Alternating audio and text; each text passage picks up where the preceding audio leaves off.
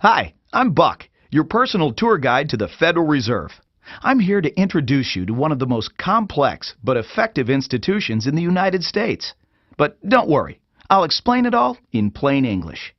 Just beside me is a roadmap of where we're going. Together, we'll walk through the Federal Reserve System, literally. And along the way, I'll show you just what goes on around here and why it's important. By the end of this tour, you too will be able to explain the Federal Reserve in plain English.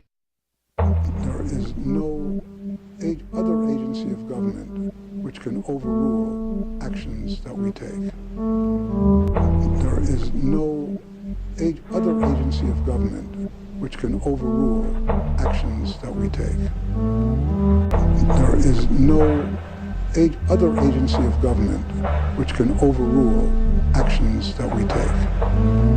That would effectively be a takeover of monetary policy by the Congress, a repudiation of the independence of the Federal Reserve, which would be highly destructive to the stability of the financial system, the dollar, and our national economic situation. The Federal Reserve does not own any gold at all. We have not owned gold since 1934.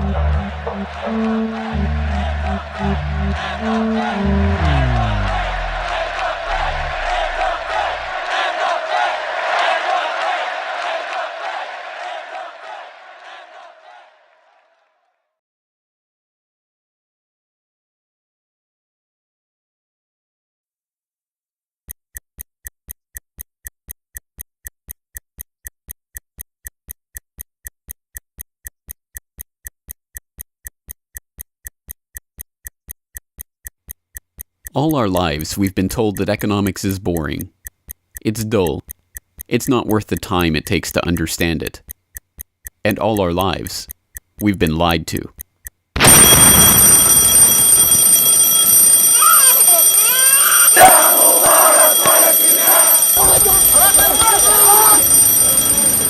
War, poverty, revolution.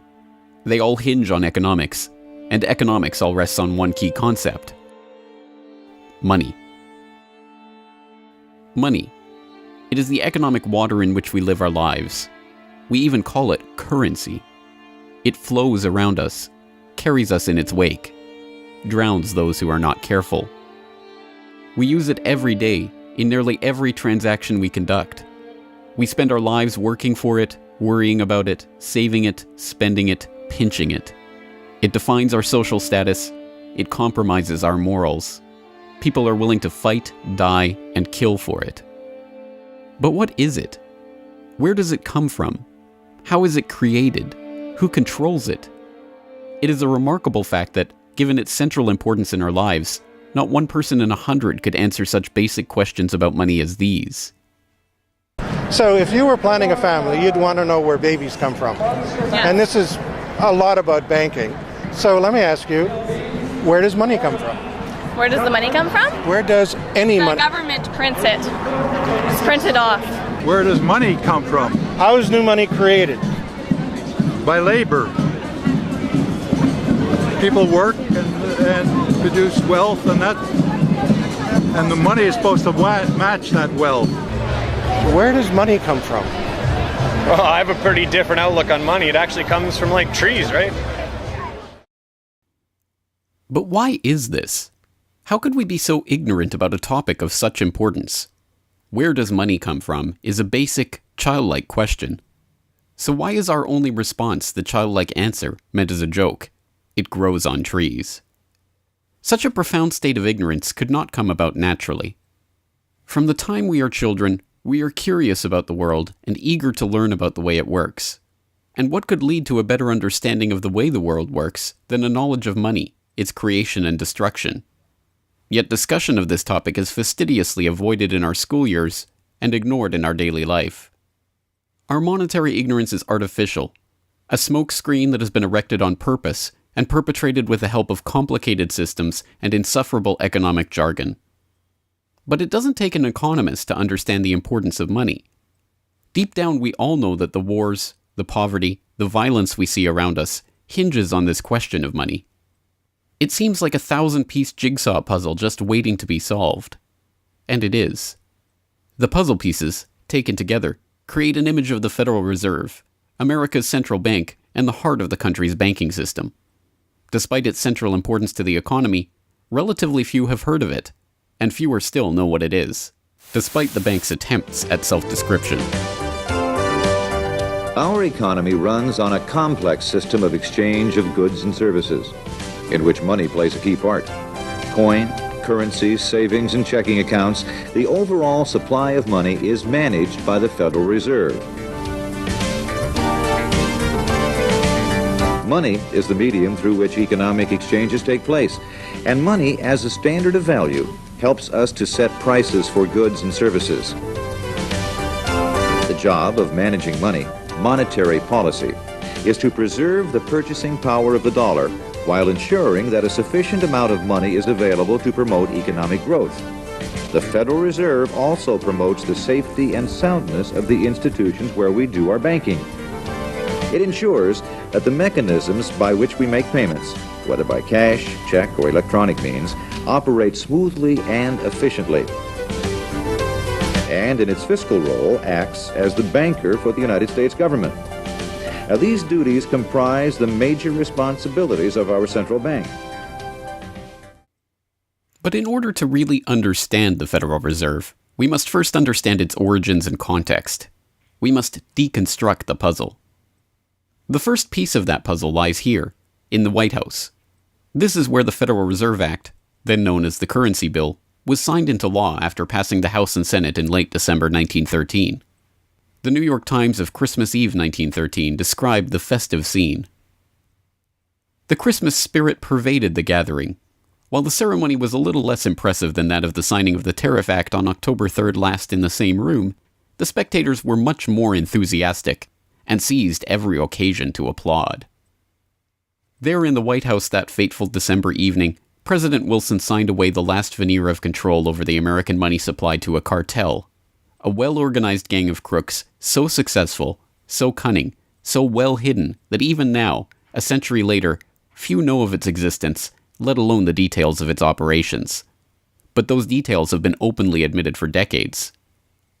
Of course, just as we have been taught to find economics boring, we have been taught that this story is boring. This is the way the Federal Reserve itself tells it. The United States was facing severe financial problems. At the turn of the century, most banks were issuing their own currency, called banknotes. The trouble was, currency that was good in one state was sometimes worthless in another.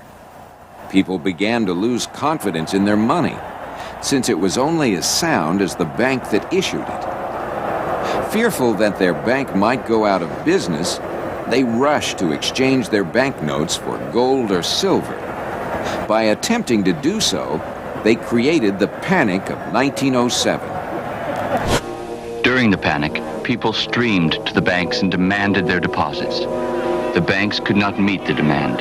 They simply did not have enough gold and silver coin available. Many banks went under. People lost millions of dollars. Businesses suffered, unemployment rose, and the stability of our economic system was again threatened. Well, this couldn't go on. If the country was going to grow and prosper, some means would have to be found to achieve financial and economic stability.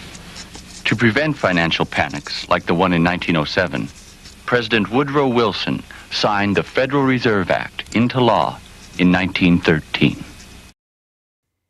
But this is history as told by the victors, a revisionist vision in which the creation of a central bank to control the nation's money supply is merely a boring historical footnote, about as important as the invention of the zipper or an early 20th century hula hoop craze.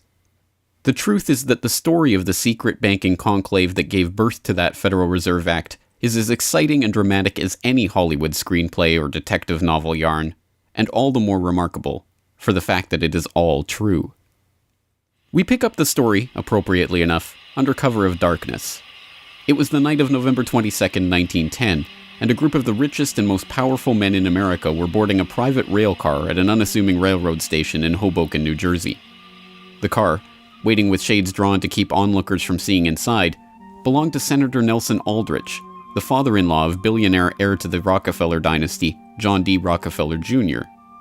A central figure on the influential Senate Finance Committee where he oversaw the nation's monetary policy, Aldrich was referred to in the press as the general manager of the nation. Joining him that evening was his private secretary Shelton, and a who's who of the nation's banking and financial elite. A. Pyatt Andrew, the Assistant Treasury Secretary, Frank Vanderlip, President of the National City Bank of New York, Henry P. Davison, a senior partner of J.P. Morgan Company, Benjamin Strong Jr., an associate of J.P. Morgan and president of Bankers Trust Co., and Paul Warburg, heir of the Warburg banking family and son-in-law of Solomon Loeb of the famed New York investment firm Kuhn Loeb and Company. The men had been told to arrive one by one after sunset to attract as little attention as possible. Indeed, secrecy was so important to their mission that the group did not use anything but their first names throughout the journey so as to keep their true identities secret even from their own servants and waitstaff. The movements of any one of them would have been reason enough to attract the attention of New York's voracious press, especially in an era where banking and monetary reform was seen as a key issue for the future of the nation. A meeting of all of them, now that would surely have been the story of the century. And it was. Their destination? The secluded Jekyll Island off the coast of Georgia, home to the prestigious Jekyll Island Club whose members included the Morgans, Rockefellers, Warburgs, and Rothschilds. Their purpose? Davison told intrepid local reporters who had caught wind of the meeting that they were going duck hunting. But in reality, they were going to draft a reform of the nation's banking industry in complete secrecy. G. Edward Griffin, the author of the best-selling The Creature from Jekyll Island and a longtime Federal Reserve researcher, explains. What happened is that the banks decided that since there was going to be legislation anyway to control their industry, that they wouldn't just sit back and wait and see what happened and cross their fingers that it would be okay. They decided that to do what so many cartels do today, they decided to take the lead. And they would be the ones calling for regulations and reform. They like the word reform. And the American people are suckers for the word reform. You just put that into any corrupt piece of legislation, call it reform, and people say, oh, I'm all for reform. And so they vote for it or accept it. So that's what they were doing. They decided we will reform our own industry. In other words, we will create a cartel, and we will give the cartel the power of government. We'll take our cartel agreement so that we can self-regulate to our advantage, and we'll call it the Federal Reserve Act. And then we'll take this cartel agreement to Washington and convince those idiots there to pass it into law. And that basically was the strategy. It was a brilliant strategy. Of course, we see it happening all the time, and certainly in our own day today, we see the same thing happening in other cartelized industry. Right now, we're watching it unfold in the field of healthcare, but at that time, it was banking, all right? And so the banking cartel wrote their own rules and regulations, called it the Federal Reserve Act, got it passed into law, and it was very much to their liking because they wrote it. And in essence, what they had created is a set of rules which made it possible for themselves to regulate their industry, but they went even beyond that. In fact, it's clear to me when I was reading their letters and their conversations at the time and the debates that they never dreamed that Congress would go along and also give them the right to issue the nation's money supply. I mean, not only were they now going to regulate their own industry, which is what they started out as wanting to do, but they got this incredible gift that they didn't dream would be given to them, although they were negotiating for it. And that was Congress gave them the authority to issue the nation's money. And Congress gave away the sovereign right to issue the nation's money to the private banks. And so all of this was in the Federal Reserve Act, and the American people were joyous because they were told and they were convinced that this was finally a means of controlling this big creature from Jekyll Island. Amazingly enough, they were successful, not just in conspiring to write the legislation that would eventually become the Federal Reserve Act, but in keeping that conspiracy a secret from the public for decades. It was first reported on in 1916 by Bertie Charles Forbes, the financial writer who would later go on to found Forbes magazine. But it was never fully admitted until a quarter century later, when Frank Vanderlip wrote a casual admission of the meeting in the February 9, 1935 edition of the Saturday Evening Post. I was as secretive, indeed as furtive, as any conspirator. I do not feel it is any exaggeration to speak of our secret expedition to Jekyll Island as the occasion of the actual conception of what eventually became the Federal Reserve System. Over the course of their 9 days of deliberation at the Jekyll Island Club, they devised a plan so overarching, so ambitious, that even they could scarcely imagine that it would ever be passed by Congress. As Vanderlip put it, discovery of our plan, we knew, simply must not happen, or else all our time and effort would be wasted. If it were to be exposed publicly that our particular group had got together and written a banking bill, that bill would have no chance whatever of passage by Congress. So what precisely did this conclave of conspirators devise at their Jekyll Island meeting? A plan for a central banking system to be owned by the banks themselves, a system which would organize the nation's banks into a private cartel that would have sole control over the money supply itself. At the end of their 9-day meeting, the bankers and financiers went back to their respective offices content in what they had accomplished. The details of the plan changed between its 1910 drafting and the eventual passage of the Federal Reserve Act, but the essential ideas were there. But ultimately, this scene on Jekyll Island, too, is just one piece of a larger puzzle. And like any other puzzle piece, it has to be seen in its wider context for the bigger picture to become visible. To understand the other pieces of the puzzle and their importance in the creation of the Federal Reserve, we have to travel backward in time. The story begins in late 17th century Europe. The 9 Years' War is raging across the continent as Louis XIV of France finds himself pitted against much of the rest of the continent over his territorial and dynastic claims. King William III of England, devastated by a stunning naval defeat, commits his court to rebuilding the English navy. There's only one problem: money. The government's coffers have been exhausted by the waging of the war, and William's credit is drying up. A Scottish banker, William Patterson, has a banker's solution. A proposal to form a company to lend £1 million to the government at 6% plus $5,000 management fee, with the right of note issue. By 1694, the idea has been slightly revised, a £1.2 million loan at 8% plus $4,000 for management expenses, but it goes ahead. The magnanimously titled Bank of England is created. The name is a carefully constructed lie, designed to make the bank appear to be a government entity. But it is not. It is a private bank owned by private shareholders for their private profit, with a charter from the king that allows them to print the public's money out of thin air and lend it to the crown. What happens here at the birth of the Bank of England in 1694 is the creation of a template that will be repeated in country after country around the world. A privately controlled central bank lending money to the government at interest, money that it prints out of nothing.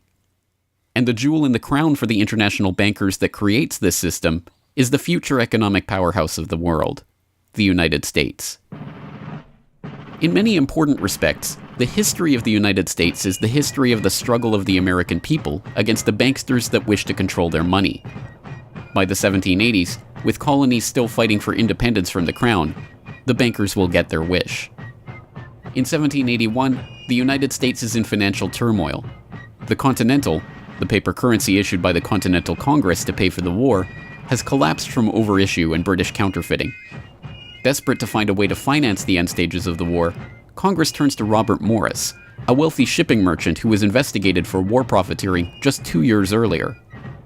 Now, as Superintendent of Finance of the United States from 1781 to 1784, he is regarded as the most powerful man in America, next to General Washington. In his capacity as Superintendent of Finance, Morris argues for the creation of a privately owned central bank deliberately modeled on the Bank of England that the colonies were supposedly fighting against. Congress, backed into a corner by war obligations and forced to do business with the bankers just like King William in the 1690s, acquiesces and charters the Bank of North America as the nation's first central bank. And exactly as the Bank of England came into existence loaning the British Crown £1.2 million, the BNA started business by loaning $1.2 million to Congress. By the end of the war, Morris has fallen out of political favor and the Bank of North America's currency has failed to win over a skeptical public. the BNA is downgraded from a national central bank to a private commercial bank chartered by the state of Pennsylvania. But the bankers have not given up yet. Before the ink is even dry on the Constitution, a group led by Alexander Hamilton is already working on the next privately owned central bank for the newly formed United States of America. So brazen is Hamilton in the forwarding of this agenda that he makes no attempt to hide his aims or those of the banking interests he serves. A national debt, if it is not excessive, will be to us a national blessing, he wrote in a letter to James Duane in 1781.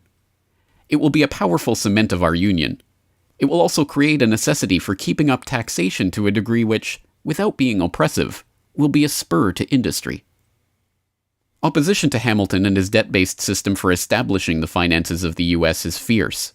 Led by Jefferson and Madison, the bankers and their system of debt enslavement is called out for the force of destruction that it is, with Thomas Jefferson writing, "The spirit of war and indictment, since the modern theory of the perpetuation of debt, has drenched the earth with blood and crushed its inhabitants under burdens ever accumulating." Still, Hamilton proves victorious. The first Bank of the United States is chartered in 1791 and follows the pattern of the Bank of England and the Bank of North America almost exactly. A privately owned central bank with the authority to loan money that it creates out of nothing to the government. In fact, it is the very same people behind the new bank as were behind the old Bank of North America. It was Alexander Hamilton, Robert Morris's former aide, who first proposed Morris for the position of financial superintendent, and the director of the old Bank of North America, Thomas Willing, is brought in to serve as the first director of the First Bank of the United States. Meet the new banking bosses, same as the old banking bosses. In the first 5 years of the bank's existence, the U.S. government borrows $8.2 million from the bank, and prices rise 72%. By 1795, when Hamilton leaves office, the incoming Treasury Secretary announces that the government needs even more money and sells off the government's meager 20% share in the bank, making it a fully private corporation. Once again, the U.S. economy is plundered while the private banking cartel laughs all the way to the bank that they created. By the time the bank's charter comes due for renewal in 1811, the tide has changed for the money interests behind the bank. Hamilton is dead, shot to death in a duel with Aaron Burr. The bank-supporting Federalist Party is out of power. The public are wary of foreign ownership of the central bank, and what's more, don't see the point of a central bank in time of peace. Accordingly, the charter renewal is voted down in the Senate, and the bank is closed in 1811. Less than a year later, the U.S. is once again at war with England. After 2 years of bitter struggle, the public debt of the U.S. has nearly tripled from $45.2 million to $119.2 million.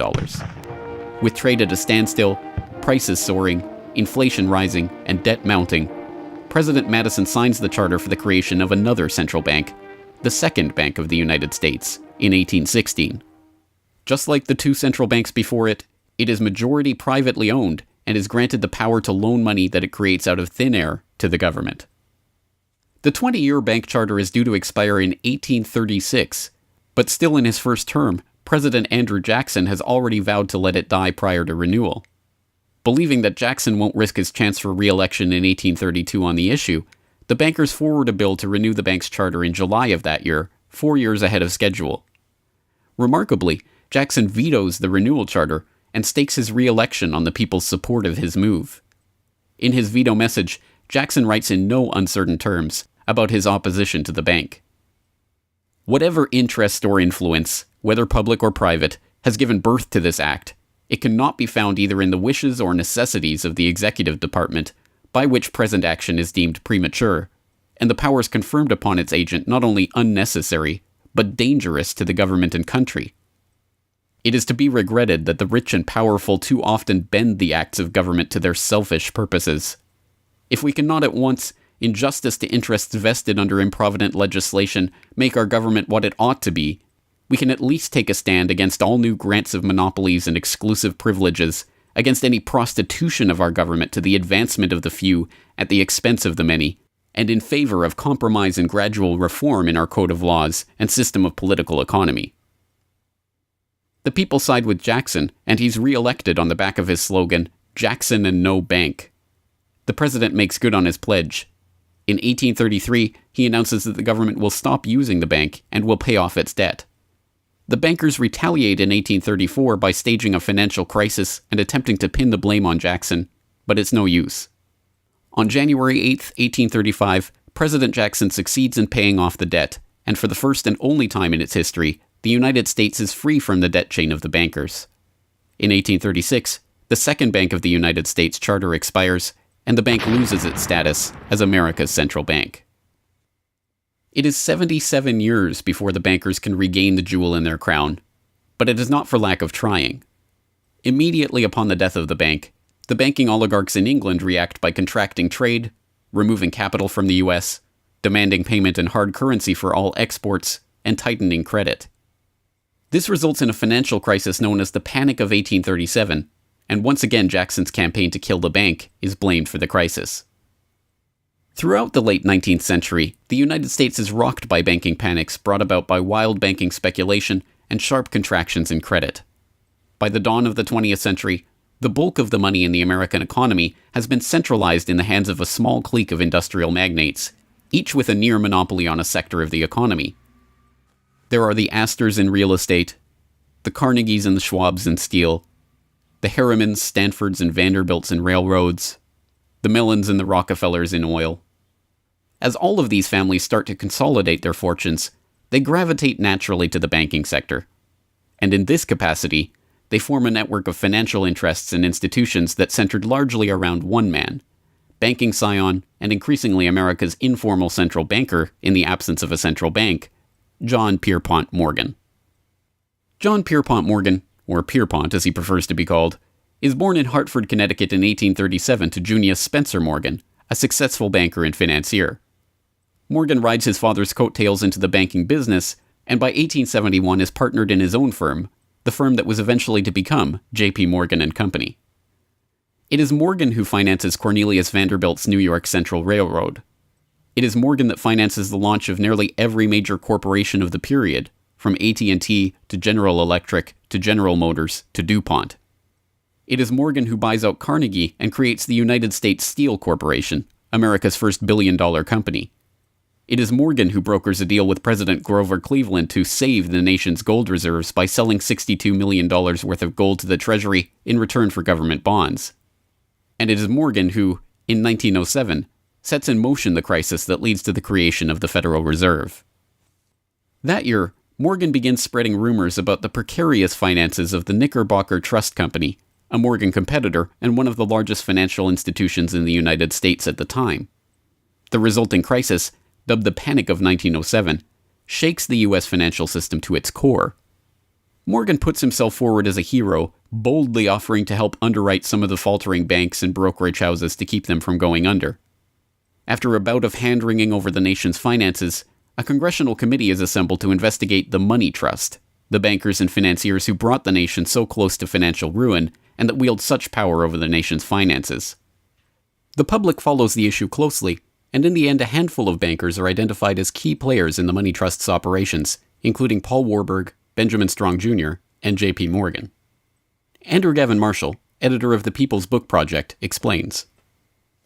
At the beginning of the 20th century, there was an investigation following the greatest of these financial panics, which was in 1907. And this investigation was on what was called the Money Trust, which found that three banking interests, J.P. Morgan, National City Bank, and the Citibank of New York, I believe it was, basically controlled the entire financial system. So three banks. And the public hatred towards these institutions was unprecedented.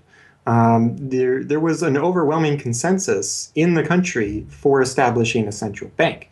But there were many different interests in pushing this, and everyone had sort of their own specific purpose behind advocating for a central bank. So to represent the most people, you had farmer interests, populists, progressives, who were advocating a central bank because they couldn't take the recurring panics, but they wanted government control of a central bank.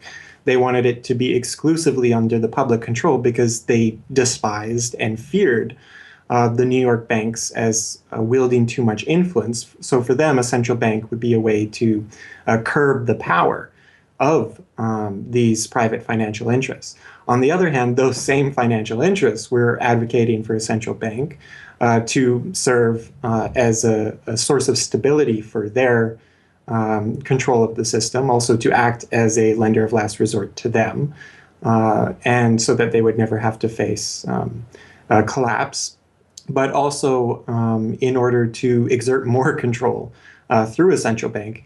The private New York banking community wanted a central bank under the exclusive control of them. There's a shocker. So you had all these various different interests which converged. Of course, the most influential happened to be the New York financial houses, which were more aligned with European financial houses than they were with any other element in American society.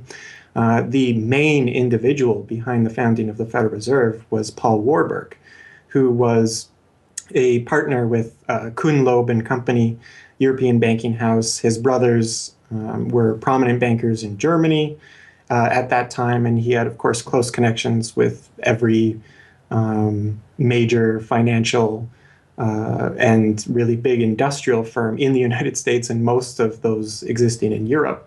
And he was discussing all these ideas with his fellow compatriots in advocating for a central bank. In 1910, Warburg got the support of a senator named Senator Aldrich, whose family later married into the Rockefeller family. Again, I'm sure just a coincidence, but Aldrich invited Warburg and a number of other bankers to a private secret meeting on Jekyll Island, just off the coast of Georgia, where they met in 1910 to discuss the construction of a central bank in the United States, but one which, of course, would be owned and serve the interests of the private bankers. Aldrich then, in 1911, presented this as the Aldrich Plan or the Aldrich Bill in the U.S. Congress, and it was actually voted out. The public, suspicious of Senator Aldrich's banking connections, ultimately reject the Jekyll Island Cabal's Aldrich Plan. The Cabal does not give up, however. They simply revise and rename their plan, giving it a new public face, that of Senator Robert Owen and Representative Carter Glass. In the end, the money trust that was behind the Panic of 1907 uses the public's own outrage against them to complete their consolidation of control over the banking system. The newly retitled Federal Reserve Act is signed into law on December 23, 1913, and the Fed begins operations the next year.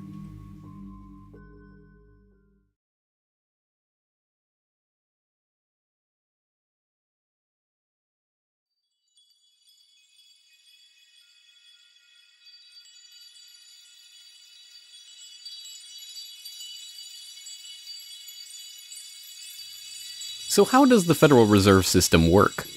What does it do? Who owns and controls it?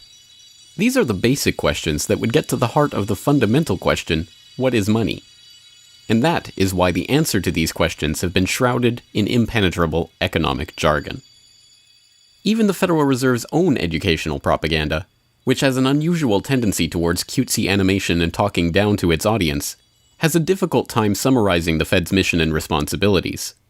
According to the Fed, to achieve these goals, the Fed, then and now, combines centralized national authority through the Board of Governors, remember that on the map, with a healthy dose of regional independence through the reserve banks. A third entity, the Federal Open Market Committee, brings together the expertise of the first two in setting the nation's monetary policy. Precisely what imaginary gaggle of schoolchildren is this economic gibberish aimed at? The simple truth, hidden behind the sleight of hand of economic jargon and magisterial titles, is that a banking cartel has monopolized the most important item in our entire economy: money itself. We are taught to think of money as the pieces of paper printed in government printing presses or coins minted by government mints. While this is partially true, in this day and age, the actual notes and coins circulating in the economy represent only a tiny fraction of the money in existence. Over 90% of the money supply is in fact created by private banks as loans that are payable back to the banks at interest. Although this simple fact is obscured by the wizards of Wall Street and gods of money who want to make the money creation process into some special art of alchemy carefully overseen by the government, the truth is not hidden from the public. In December 1977, the Federal Reserve Bank of New York published another of its dumbed-down cartoon-ridden information pamphlets for the general public, attempting to explain the functions of the Federal Reserve System. There in black and white, they carefully explain the money creation process. Commercial banks create checkbook money whenever they grant a loan, simply by adding new deposit dollars to accounts on their books in exchange for a borrower's IOU. Banks create money by monetizing the private debts of businesses and individuals. That is, they create amounts of money against the value of those IOUs. There it is, in plain English. The vast majority of money in the economy, the checkbook money in our accounts at the bank and that we use in our electronic transfers and digital payments, is created not by a government printing press, but by the bank itself.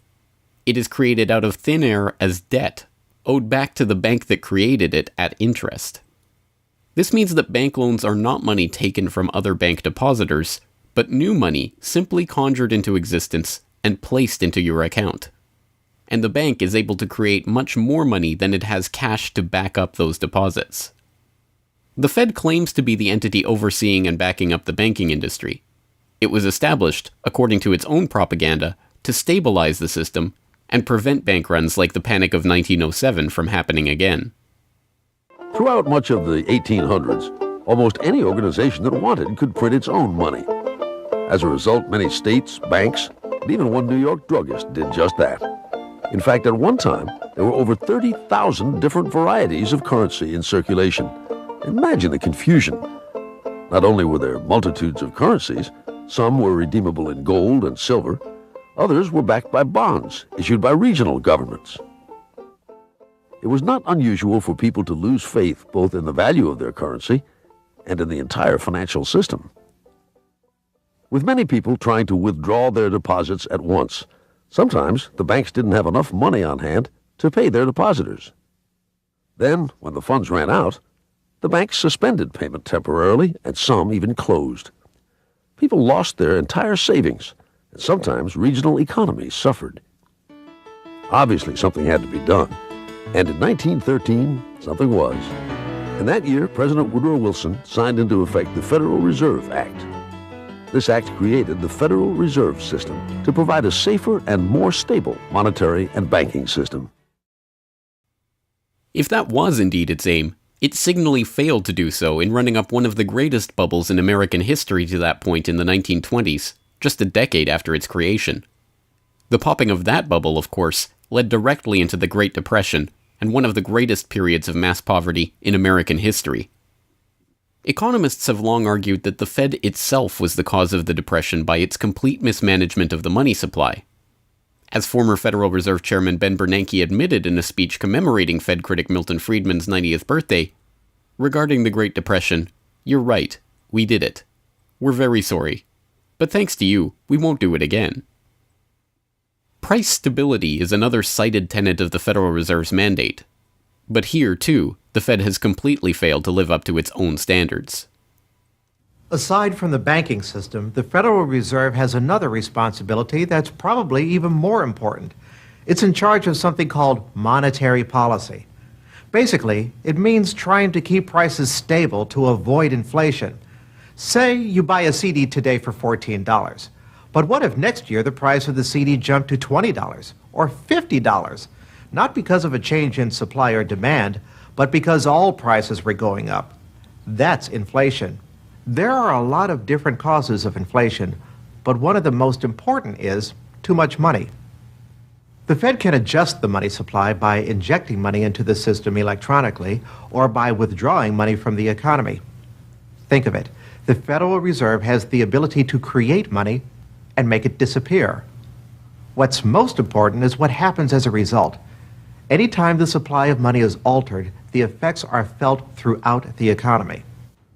The Fed's methods have changed over time to take advantage of the latest computers and electronics, but its mission remains the same: to aim for stable prices, full employment, and a growing economy.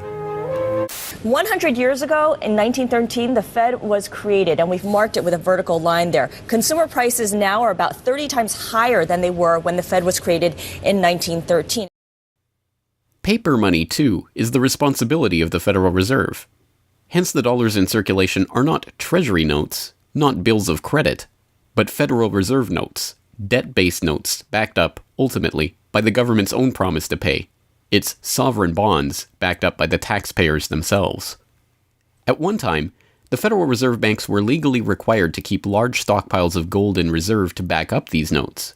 But that requirement was abandoned, and today the notes are backed up mostly by government securities. The Fed no longer keeps any actual gold on its books, but gold certificates issued by the Treasury and valued not at the spot price of $1,300 per troy ounce, but an arbitrarily fixed statutory price of $42 2/9 per ounce. But I do have one question. During the crisis, or any time that you're aware of, has the Federal Reserve or Treasury participated in any gold swaps arrangements? We don't. The Federal Reserve does not own any gold at all. We have not owned gold since 1934. So we have not engaged in any gold swaps. But it appears on your balance sheet that you hold gold. What appears on our balance sheet is gold certificates. When we turned before 1934, the Federal Reserve did own gold. We turned that over by law to the Treasury and received in return for that gold certificates. If the Treasury entered into, because under the Exchange Stabilization Fund, I would assume they probably have the legal authority to do it, they wouldn't be able to do it then because you have the securities for essentially all the gold? No, we have no interest in the gold that is owned by the Treasury. We have simply an accounting document that is called gold certificates that represents the value at a statutory rate and still that we gave to the Treasury in 1930. And still measured at $42 an ounce, which makes no sense whatsoever. Clearly, there is a discrepancy between what we are led to believe is motivating the Fed and what it actually does. To understand what the Fed is actually intended to do, it's first important to understand that the Federal Reserve is not a bank per se, but a system. This system codifies, institutionalizes, oversees, and undergirds a form of banking called fractional reserve banking, in which banks are allowed to lend out more money than they actually have in their vaults. The whole process starts, the process of decay and corruption starts with something called fractional reserve banking. That's the technical name for it. And what that really means is that as the banking institution developed over several centuries, starting, of course, in Europe, it developed the practice of legalizing a certain dishonest accounting procedure. In other words, in the very, very beginning, if you want to go all the way back, people would bring their gold or silver to the banks for safekeeping. And they say, give us a paper receipt. And we don't want to guard our silver and our gold because, people could come in the middle of the night and they could kill us or tie us up and threaten us, and they'll get our gold and silver, so we can't really guard it. We'll take it to the bank and have them guard it, and we just want a paper receipt so that we can take the receipt back and get our gold anytime we want. And so in the beginning, money was receipt money. They could then, instead of changing or exchanging the gold coins, they could exchange the receipts, and people would accept the receipts just as well as the gold, knowing they could get the gold. And so these paper receipts being circulated were, in essence, the very first examples of paper money. Well, the banks learned early on that game that here they were sitting on this pile of gold and all these paper receipts out there. People weren't bringing the receipts in anymore. Very few of them, maybe 5%, maybe 7% of the people would bring in their paper receipts and ask for the gold. So they said, why don't we just sort of give more receipts out than we have gold? They'll never know because we only are asked at the best 7% of it, so we can create more receipts for gold than we have, and we can collect interest on that because we'll loan that into the economy and we'll charge interest on this money that we don't really have. And it's a pretty good gimmick, don't you think? And they, well, yeah, of course. And so that's how fractional reserve banking started. And now it's institutionalized, and they teach it in school. No one ever questions the integrity of it or the ethics of it. They say, well, that's the way banking works. And isn't it wonderful that we now have this flexible currency and we have prosperity and all of this sort of thing? So it all starts with this concept of fractional reserve banking. The trouble is with that is it works most of the time, but every once in a while there are a few ripples that come along that are a little bit bigger than the other ripples, and maybe one of them is a wave, and more than 7% will come in and ask for their gold. Maybe 20% will come in, or 30%. And well, now the banks are embarrassed because the fraud is exposed. They say, well, we don't have your gold. What do you mean you don't have my gold? I gave it to you and put it on deposit, and you said you'd safeguard it. Well, we don't have it. We loaned it out. So then the word gets out, and everybody and their uncle comes and lines up for their gold. And of course, they don't have it, and the banks are closed. They have bank holidays, and the banks are embarrassed. They go out of business. People lose their savings, and you have these terrible banking crashes that were ricocheting all around the world prior to this time. And that's what caused the concern. One of the things that caused the concern of the American people, they didn't want that anymore. They wanted to put a stop to that.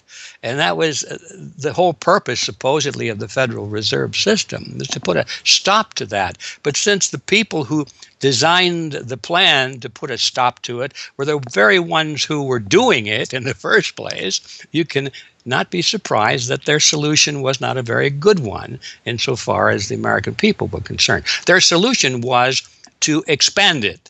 Not to control it, but to expand it. See, prior to that time, this little game of fractional reserve banking was localized at the state level. Each state was doing its own little fractional reserve banking system. Each state, in essence, had its own Federal Reserve.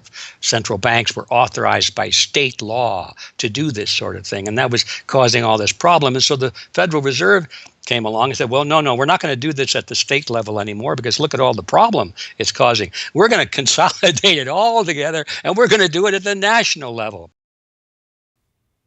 The key to this system, of course, is who controls this incredible power to regulate the economy by setting reserve requirements and targeting interest rates.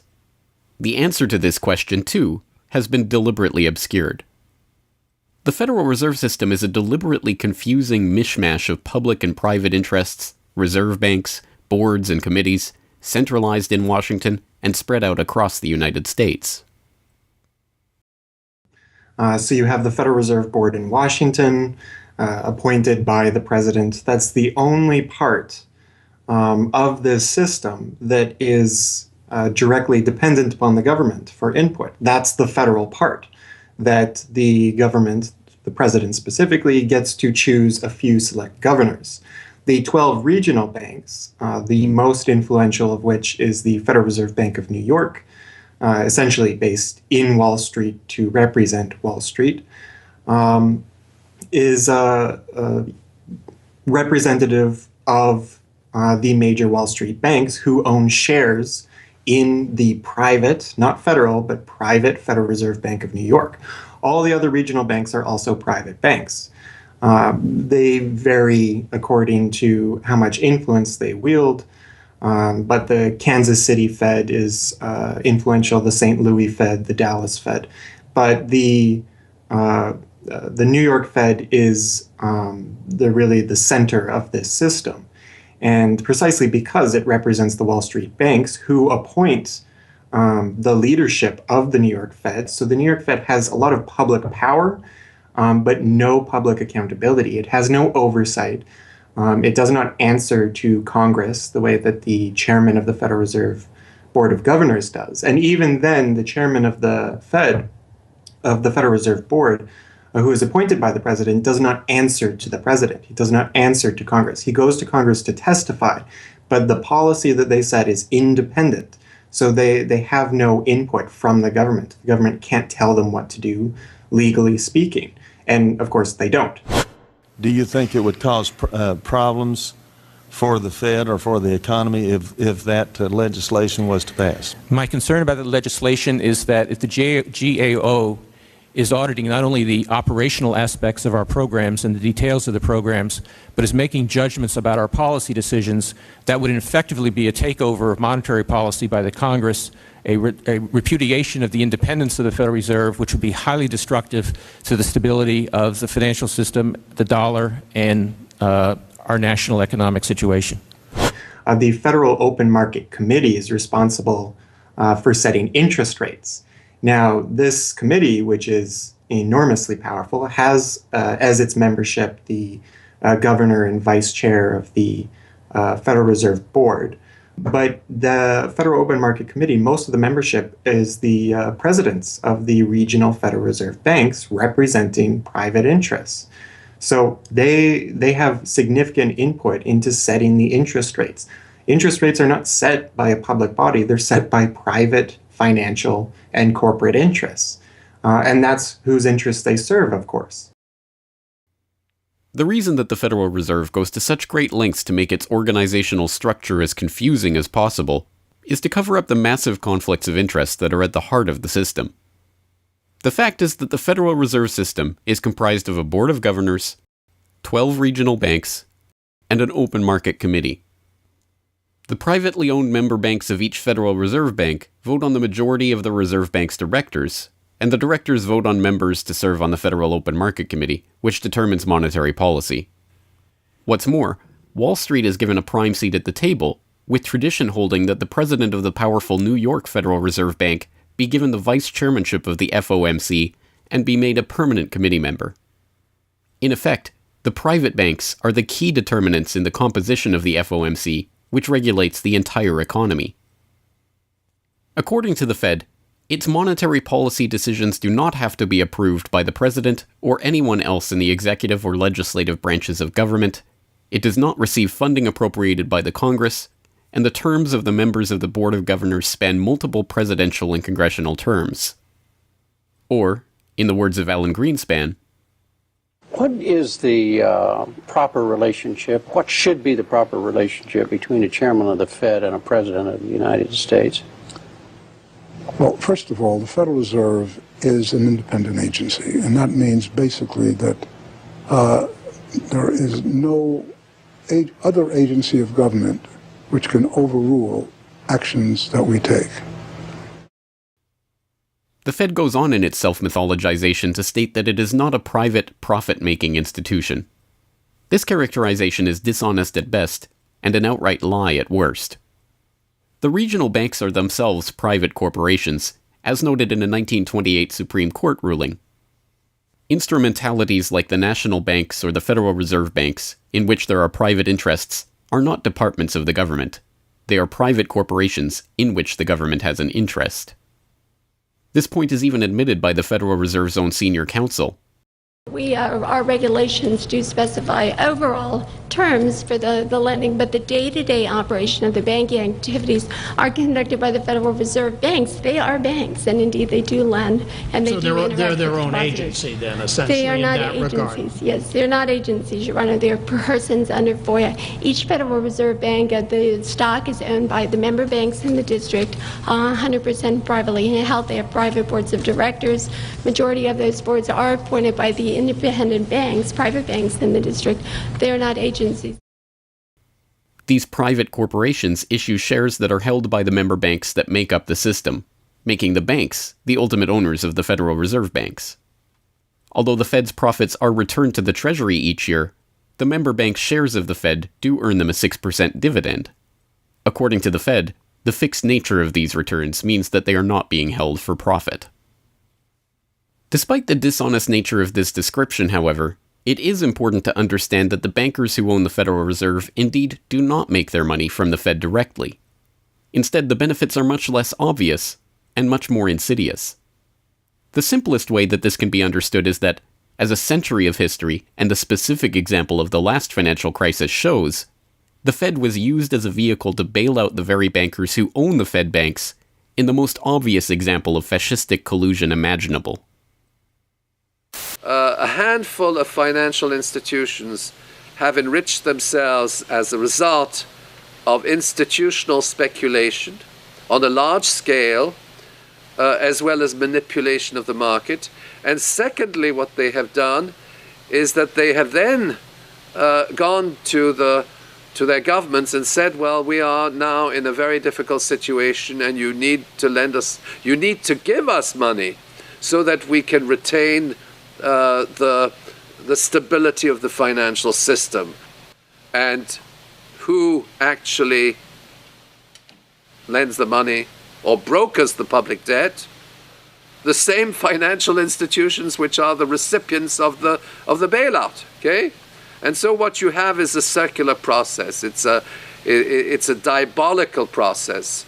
You're lending money. You're not lending money. You're handing money to the large financial institutions, and then this is leading up to a mounting public debt in the trillions. Okay. And then you say to the financial institutions, we need to establish a new set of treasury bills and government bonds, etc., which of course are sold to the public, but they are always brokered through the financial institutions, which establish their viability and so on and so forth. And the financial institutions will probably buy part of this public debt.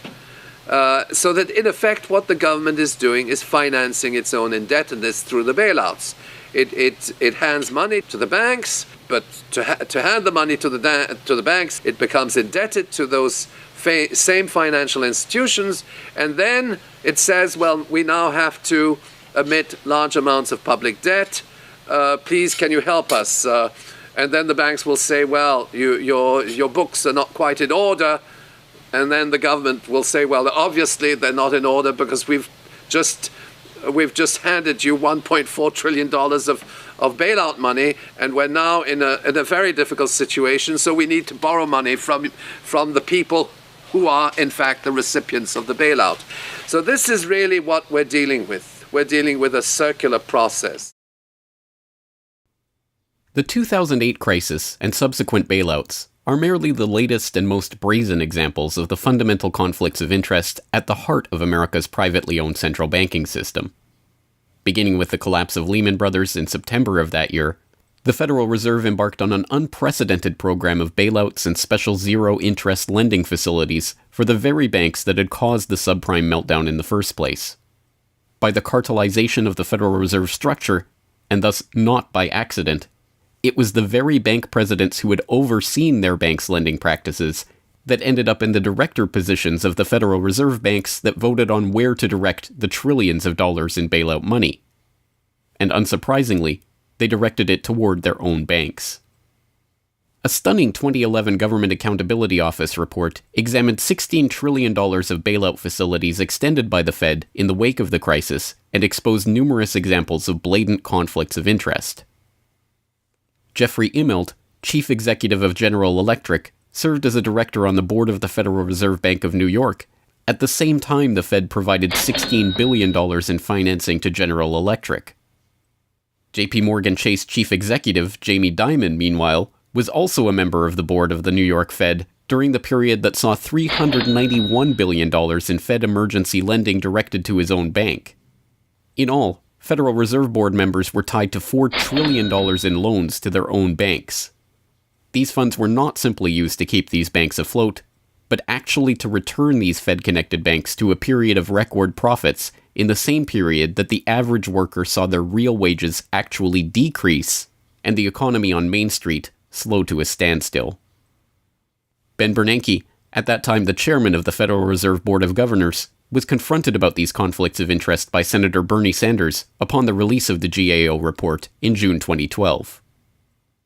Senator, you raised an important point, which is that this is not something the Federal Reserve created. This is in the statute. Congress in the Federal Reserve Act said this is the governance of the Federal Reserve, and more specifically that bankers would be on the board. And 6 out of 9.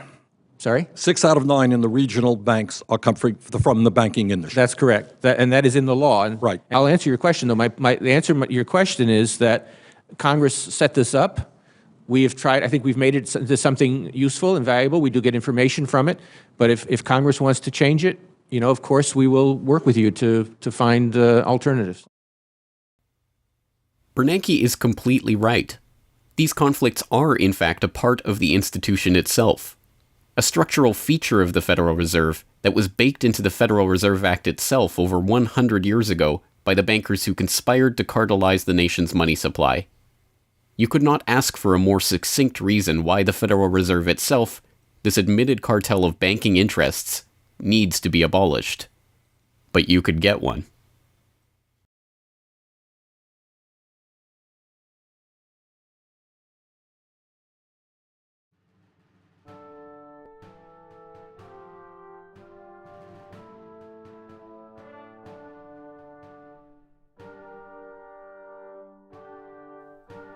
We now know that for centuries, the people of the United States have been at war with the international banking oligarchs. That war was lost, seemingly for good, in 1913 with the creation of the Federal Reserve. With the passage of the Federal Reserve Act, President Woodrow Wilson consigned the American population to a century in which the money supply itself has depended on the whims of the banking cabal. A century of booms and busts, bubbles and depressions, has led to a wholesale redistribution of wealth toward those at the very top of the system. At the bottom, the masses toil in relative poverty, single-income households becoming double-income households out of necessity, their quality of life being slowly eroded as the Federal Reserve notes that pass for dollars are themselves devalued. Worse yet, the fraud itself perpetuates Alexander Hamilton's persistent myth that a national debt is necessary at all.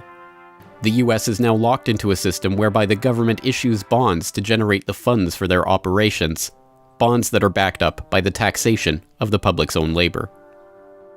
The perpetrators of this fraud, meanwhile, remain in the shadows, largely ignored by a general public that could instantly recognize the latest Hollywood heartthrob or pop idol, but have no clue what the head of Goldman Sachs or the New York Fed does, let alone who they are.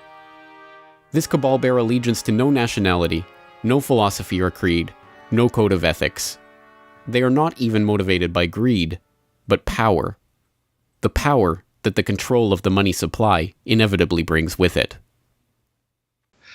After a person has all the money in the world that you could possibly use to buy anything you want, what's left to capture your imagination? And the answer, of course, is power. Power over people. Now, money is power over people, but there's another power over people as well, and that is the political power, the social power. And I think this has now become the dominant driving force of these people. They've already got the money. They've got it locked down. Now they're striving for this new world order, as their name for it. They want all of the world into one political unit, which they dominate, not only with money, but with military and psychological means and education and media and propaganda. They want total control over every human on the planet. And by golly, they're moving pretty rapidly in that direction. It did not take long for this lust for power to rear its head.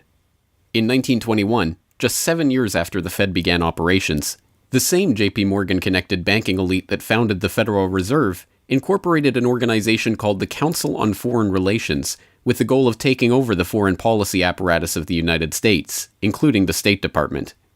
In this quest, it was remarkably successful.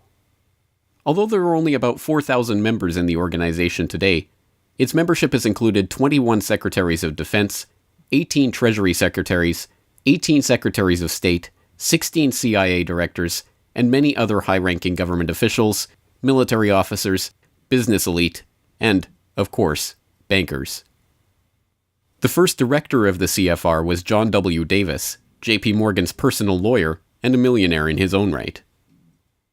Together with its sister organizations in Britain and elsewhere around the world, these groups would work together toward what they called a New World Order of total financial and political control directed by the bankers themselves.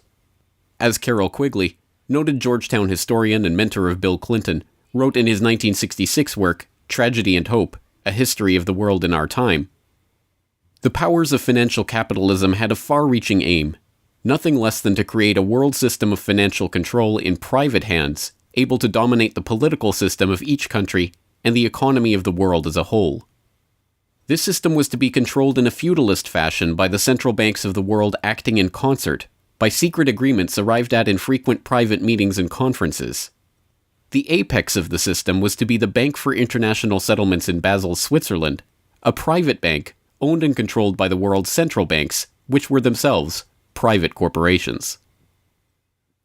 This is why the bankers and their partners in government and business conspired to bring about the 2008 crisis.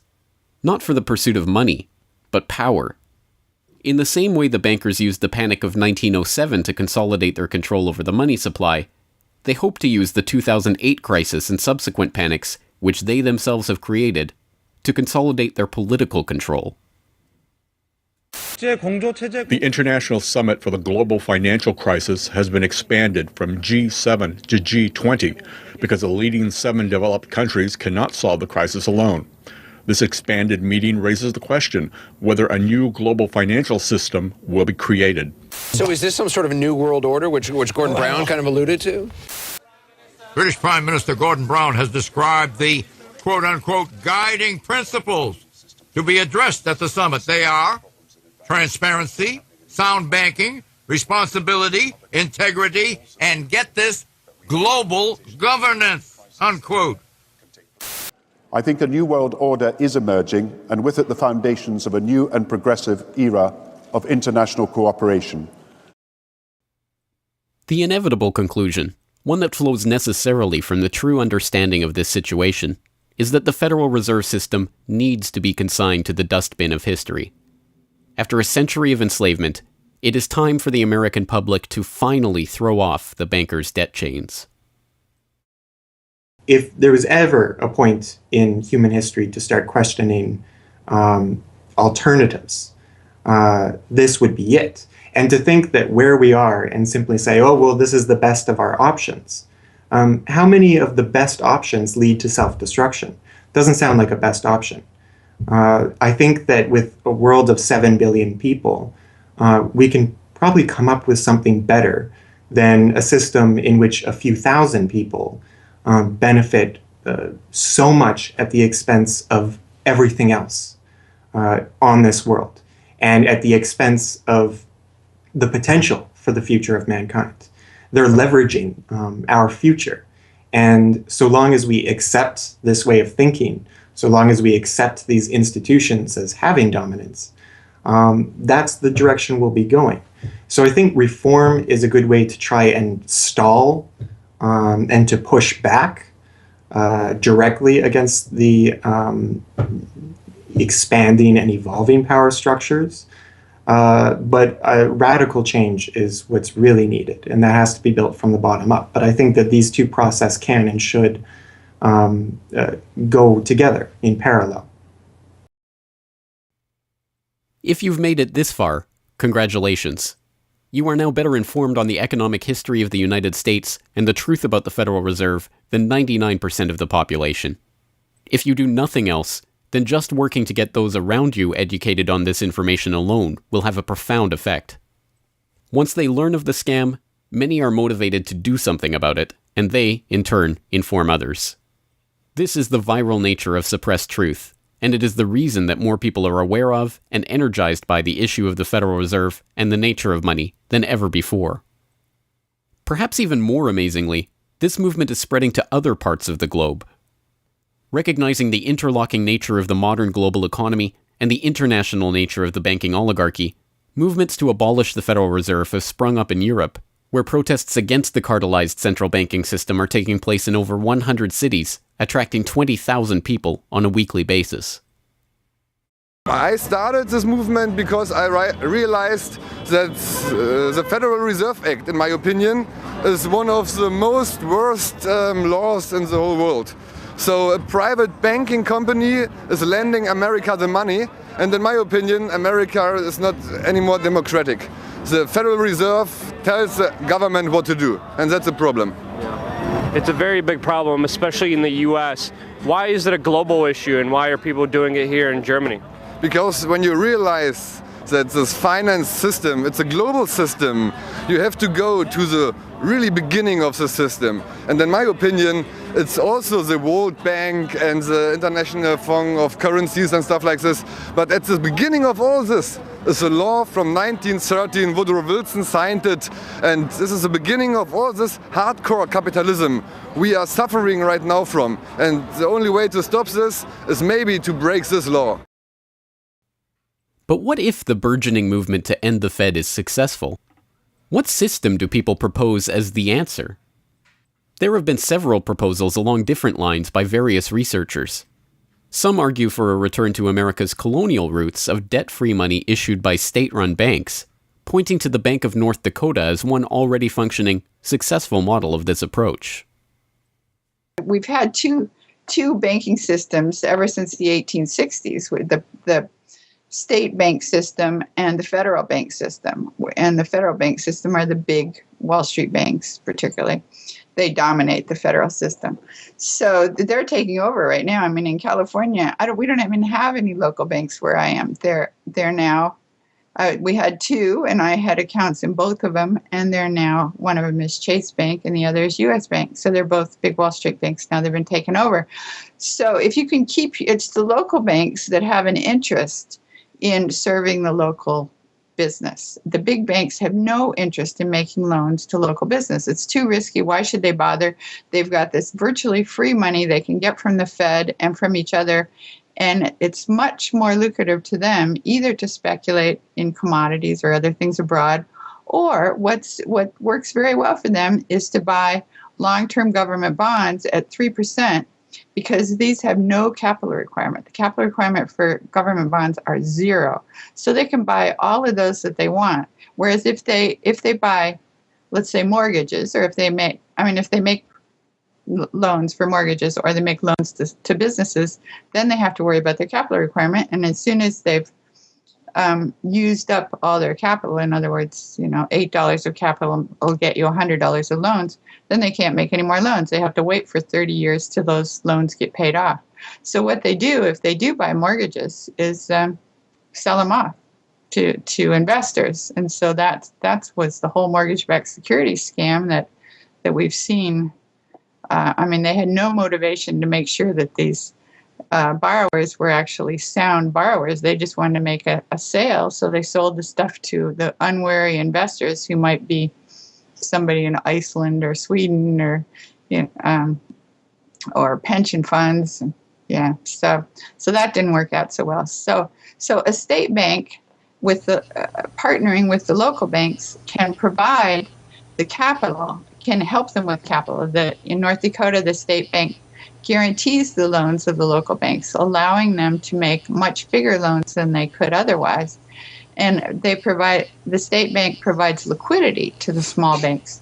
That's why the small banks, the local banks, aren't making loans to small business right now, because they don't know that they can get money from the other banks as needed. The way banking works is they make the loan first. I mean, if you have credit lines to many different businesses, and if they all hit up their credit lines at once, you're going to run out of money. So you don't dare do that unless you know that you can get short-term loans from the other banks. And what's happening right now, even though there's $1.6 trillion in excess reserves sitting on the books of the big banks, they're not available to the little banks. And the reason is because the Fed is paying 0.25% interest on those reserves. So the banks have no incentive to lend them to the little banks. Why let go of them when you can make just as much keeping them, and then you still have your reserves, and you can use them as collateral to buy bonds or something that'll make you more money. So the whole system is messed up. And in North Dakota, the Bank of North Dakota provides the liquidity for these local banks. Others advocate a decentralized system of alternative and competing currencies that greatly reduce or even eliminate altogether the need for a central bank. Well, 22 years ago in Ithaca, New York, I noticed that a lot of people, friends particularly, had skills and time that were not being employed or respected by the prevailing economy. And while we had much desire to create things and trade them with each other, and many services we could provide to each other. We didn't have the money. So, since I have a background in graphic design, journalism, and arrogance, I went to my computer and designed paper money for Ithaca, New York. Designed pretty colorful money, with pictures of children, waterfalls, and trolley cars, and denominated in hours of labor. 1 hour note, half hour, quarter, eighth hour note, 2 hour note, and then began to issue to each of the pioneer traders who had agreed to be listed in the directory a specific starter amount. And the game began. An hour has been worth an hour of basic labor, or 10 U.S. dollars, which at that time, 20 years ago, was double the minimum wage. People who usually expect more than $10 per hour of their service can charge multiple hours per hour, but the denomination puts between us as residents of our community that reminder that we are fellow citizens, not merely winners or losers scrambling for dollars. And it introduces us to each other on the basis of these skills and services that we have, that we are more proud to provide for each other than often is the case with a conventional job, just the stuff we have to do to get the money to pay the bills. So through that trading process, that more intimate scale process within the community, we're more easily able to become friends and lovers and political allies. It's an inspiring story, and tell people about how much money has circulated through this community. I mean, it's important for people to understand just how successful this has been. Because we're not a computer system, we don't have a specific volume of trading recorded, but by the grapevine, by phone surveys, and over the years watching the money move, we were able to guess very reliably at several $1 million equivalent of this money has transacted over those years, making loans without charging interest up to $30,000 value, which is the fundamental monetary revolution in our system. Then as well, making grants of the money to over 100 community organizations. Some argue for currencies whose mathematical nature prevent them from being merely conjured into existence whenever a federal government wants to wage another war of aggression or forge another link in the seemingly endless train of governmental tyranny and abuse. What people have to understand about Bitcoin is that it's a completely decentralized network. There's no central server, there's no controlling company, there's no office. It's just free software that anyone can download and start running on their computer anywhere in the world. And that the Bitcoins themselves can be transferred to or from anyone anywhere in the world. And it's impossible for any bank or government or entity to block you from sending or receiving those Bitcoins. There's a limited supply of those Bitcoins. There will never, ever, ever be more than 21 million Bitcoins.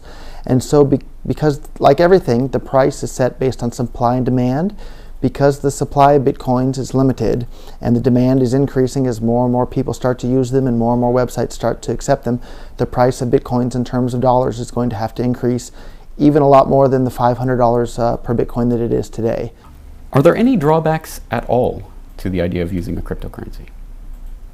If you're part of the current power elite that can just print money at will to spend on whatever you feel like, then yeah, the world switching over to Bitcoin is probably not going to benefit you. But if you're one of the normal people that aren't working for the Federal Reserve or any central bank that's printing money to pay to your friends and that sort of thing, then a Bitcoin world is a wonderful thing for you. Sound money, cryptocurrencies, state banks, LETS programs, self-issued credit. These and many other solutions have all been proposed, and many of them are in use in different localities today. Information on all of these ideas and how they are being applied in various parts of the world are widely available online. The point is that the question of what money is and how it should be created is perhaps the single greatest question facing humanity as a whole, and yet it is one that has been almost completely eliminated from the national conversation. Until recently. End the Fed! End the Fed!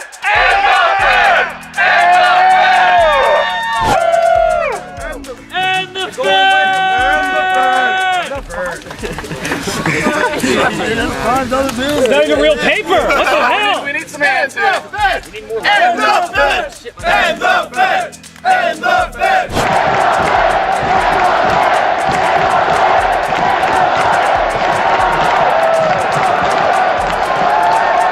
I haven't even gotten to that part yet.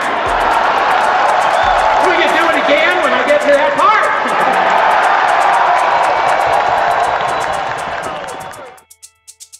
And so the rest of the story is now in our hands. Once we understand the scam that has taken place, the gradual consolidation of wealth and power in the hands of an elite few banking oligarchs, and the growing impoverishment of the masses, all in the name of banking funny money created out of nothing and loaned to the public at interest, we can choose to get active or to do nothing at all. For those who choose to get active, there are some steps that you can take to help change the course of the system.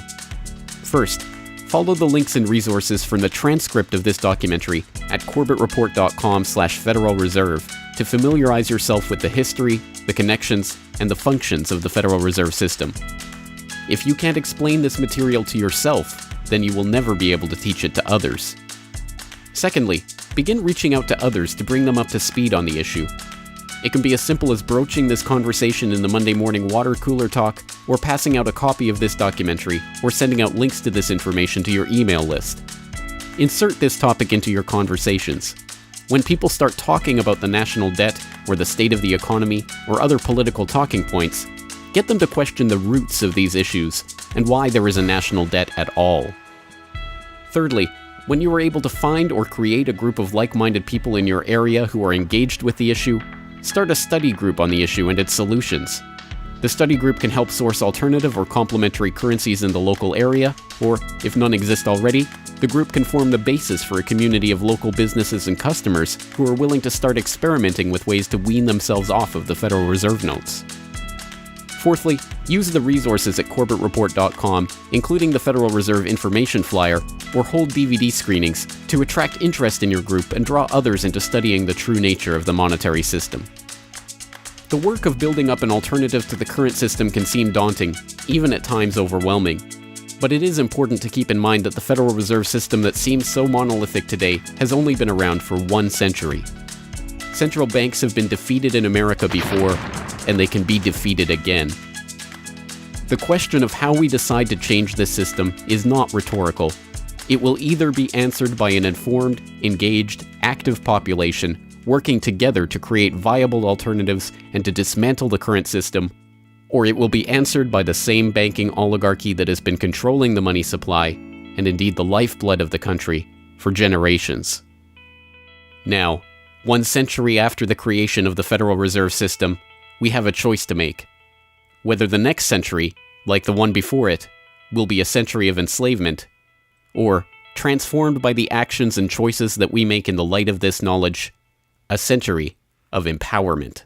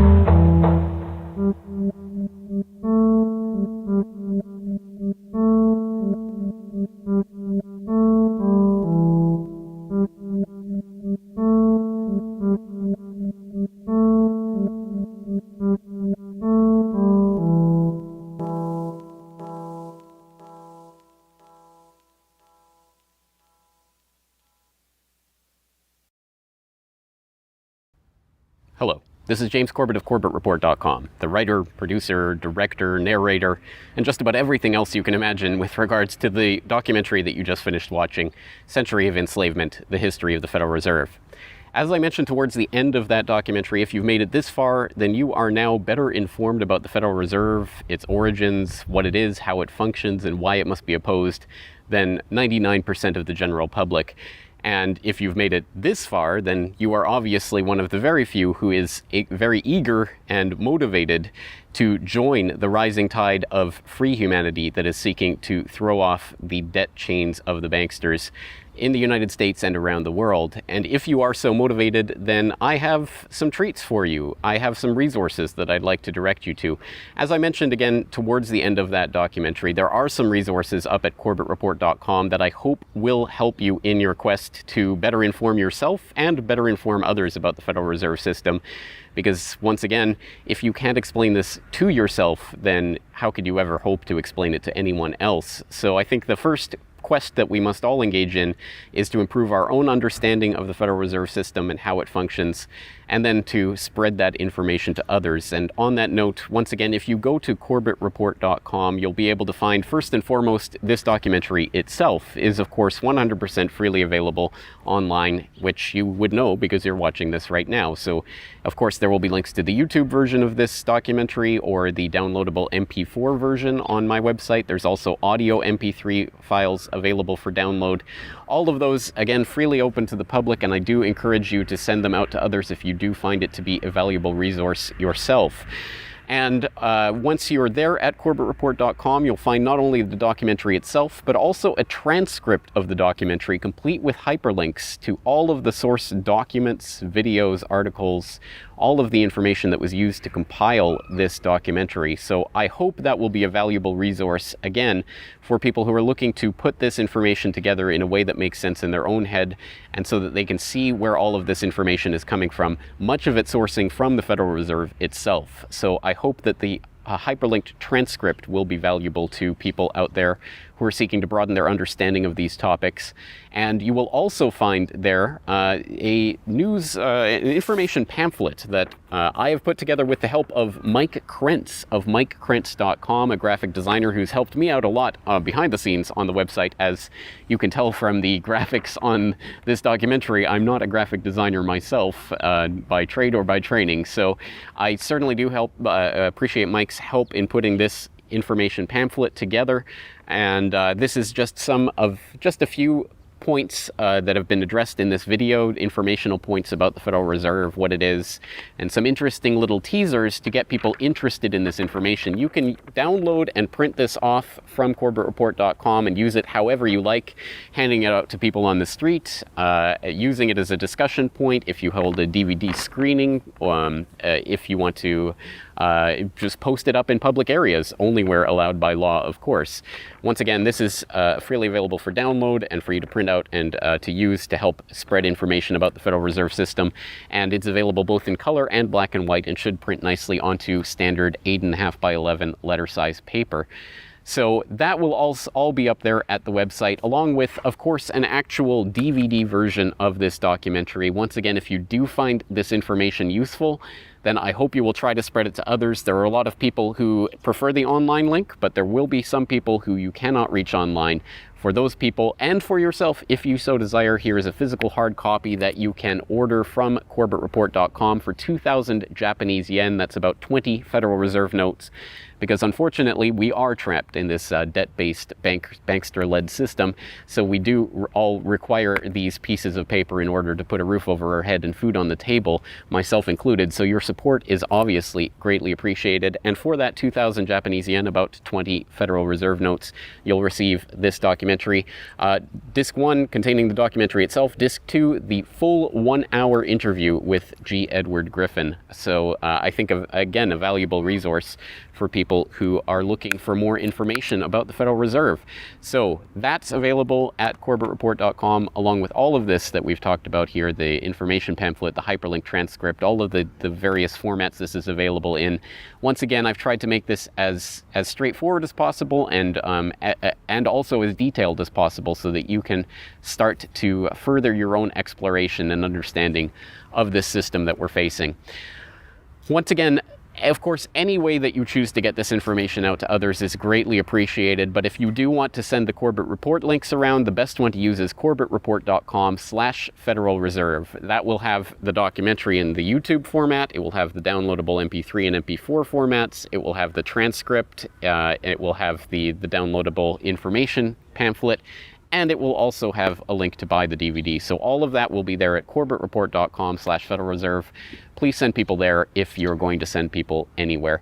So once again, I really do salute you for taking time out of your busy day, out of your schedule, to devote yourself to watching and learning and understanding this material, and to helping spread this information and awareness to others, because it is only together that we will ever be able to form the movement that will ultimately turn the tide against the banksters and defeat the Federal Reserve and all of the similarly privately controlled central banks all around the world. So once again, thank you for your time and attention. I'm James Corbett of CorbettReport.com.